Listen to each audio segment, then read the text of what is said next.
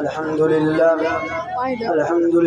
نحمده ونستعينه ونستغفره ونؤمن به ونتوكل عليه ونعوذ بالله من شرور أنفسنا ومن سيئات أعمالنا من يهده الله فلا مضل له ومن يضلله فلا هادي له ونشهد أن لا إله إلا الله وحده لا شريك له ونشهد أن سيدنا وسندنا ومولانا محمدا عبده ورسوله صلى الله عليه وعلى آله وأصحابه أجمعين. أما بعد فأعوذ بالله من الشيطان الرجيم. بسم الله الرحمن الرحيم. قل إن كنتم تحبون الله فاتبعوني يحببكم الله ويغفر لكم ذنوبكم والله غفور رحيم. صدق اللہ العلی العظیم. ہر ابتدا سے پہلے ہر انتہا کے بعد، ہر ابتدا سے پہلے ہر انتہا کے بعد ذات نبی بلند ہے ذات خدا کے بعد. اور دنیا میں احترام کے قابل ہیں جتنے لوگ، ہم سب کو مانتے ہیں مگر مصطفیٰ کے بعد. میرے عزیز ساتھیوں اور پیارے چھوٹے چھوٹے بھائی اور بہنوں اور پردہ نشین خواتین، ماں اور بہنوں، اسٹیج پر رفقائے درس اور سابق استاد محترم،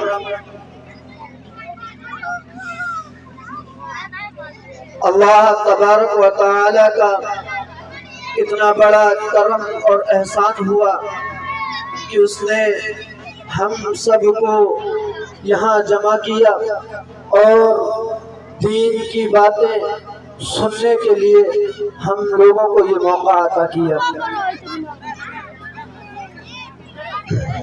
میرے دوستو، اللہ تبارک و تعالی نے ہم لوگوں کو اس دنیا کے اندر پیدا کیا. اس خالق رب کائنات کا مقصد کیا ہے کہ اس نے ہم لوگوں کو اس دنیا کے اندر پہلے زمین کو پانی پر بچھایا، آسمان کو بلندی پر روکا، ستاروں کو اس نے جگمگایا، چاند کو اس نے روشن کیا، سورج کو اس نے لگایا اور زمین پر درختوں کو اگایا. اس کا مقصد آخر ہے کیا؟ ہم لوگوں کو یہ معلوم ہونا چاہیے. اللہ تبارک و تعالی کا مقصد یہ ہے کہ ہم نے انسانوں کو پیدا کیا اور یہ ہماری عبادت کریں گے. اور ہم اللہ تبارک و تعالی کی عبادت جبھی کر پائیں گے جب ہمیں اللہ تبارک و تعالی سے محبت ہوگی. اللہ تبارک و تعالی نے ہمیں اپنا قرب عطا، اللہ تبارک و تعالی کا قرب عطا ہو جائے گا تو ہم اللہ تبارک و تعالی کی عبادت بھی کرنے لگیں گے. نمازیں میں غفلت نہیں ہوگی اگر ہمیں اللہ تبارک و تعالی سے محبت ہو جائے گی. میرے دوستو، اللہ تبارک و تعالی کی محبت ہمارے دل میں پیدا نہیں ہوگی، ہمیں کوئی بھی دین کا کام نہیں کر سکتے، کیونکہ اللہ تبارک و تعالی ہمیں توفیق ہی نہیں دے گا. جب اللہ تبارک و تعالی ہم کو توفیق نہیں دے گا تو ہم کہاں سے اس کے دین کو کر لیں گے؟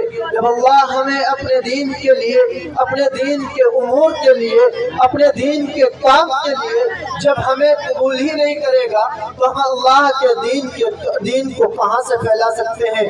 میرے دوستو، ہم اللہ تبارک و تعالی کے محبوب کیسے بن سکتے ہیں؟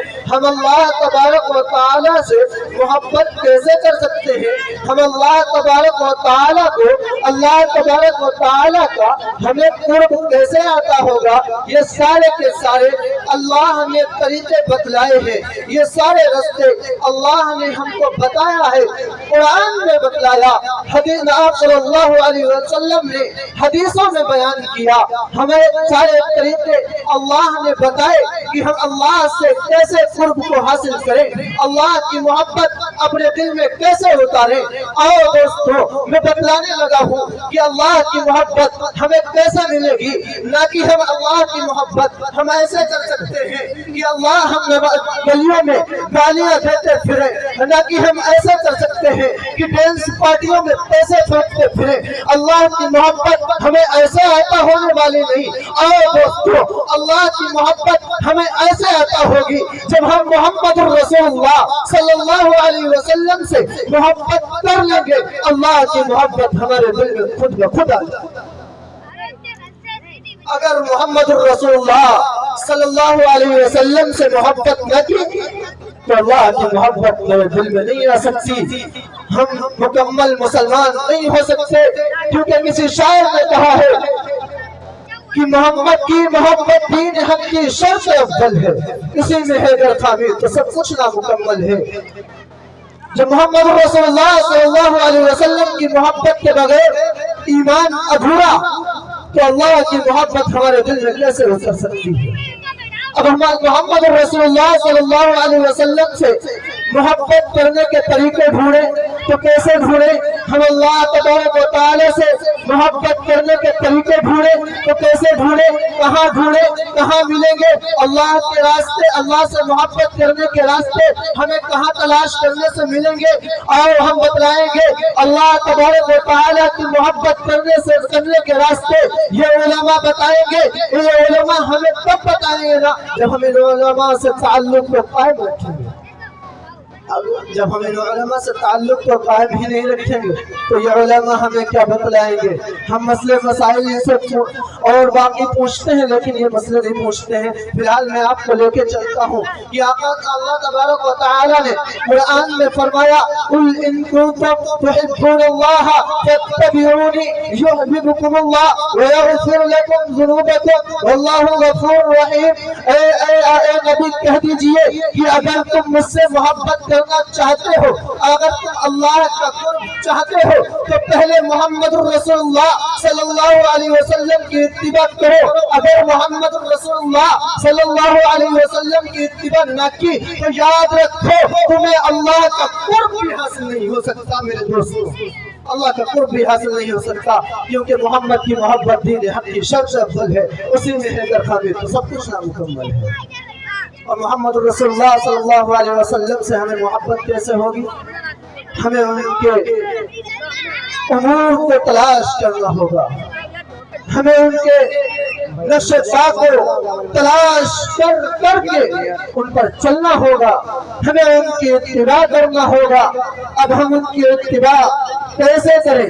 کیا گلیوں میں گالیاں دیں اور ہم مسلمان اپنے آپ کو بتلائیں؟ ہم گلیوں میں گالیاں دیتے پھرے اور ہم مسلمان اپنے آپ کو بتلائیں؟ ہم مسلمان ہونے کا دعویٰ کرتے پھرے؟